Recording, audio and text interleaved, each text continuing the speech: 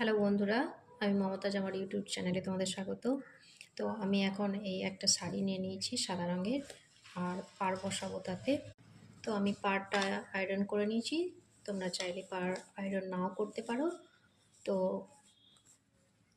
শাড়িটা পরার দিকে ধরে নিতে হবে, এই যে এইটা দেখতে পাচ্ছ উপর দিক, এইভাবে গোঁজার দিকটা ধরে নিয়ে এইভাবে নিচের অংশটাতে আমরা পাড় বসাবো।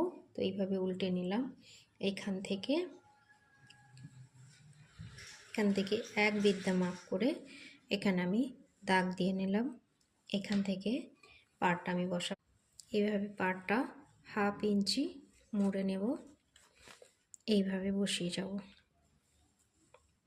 পুরো শাড়ি পাড়টা আমি মেশিনে বসাবো।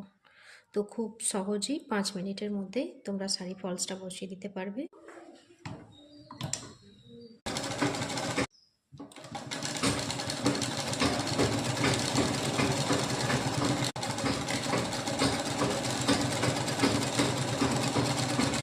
তো তোমরা দেখতে পাচ্ছ এই যে শেষ এখানটাতে, তো এখানটা এরকম হাফ ইঞ্চি মুড়ে নিয়ে এইভাবে সেলাই করব।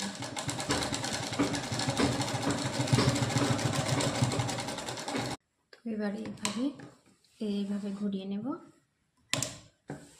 এভাবে হাতে করে সোজা করে ধরব।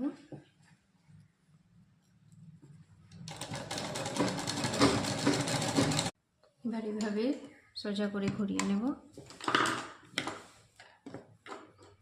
এভাবে হাতে করে সমান করে ধরে সেলাই করে নেব।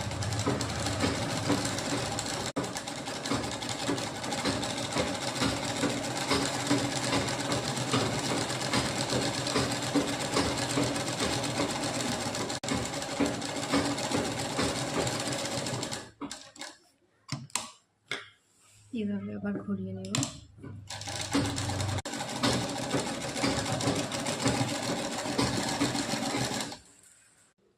এই যে উল্টো দিকটা, আর এই হচ্ছে সোজা দিক। তো আমার পাড় বসানোটা কেমন লাগলো কমেন্টে জানিও।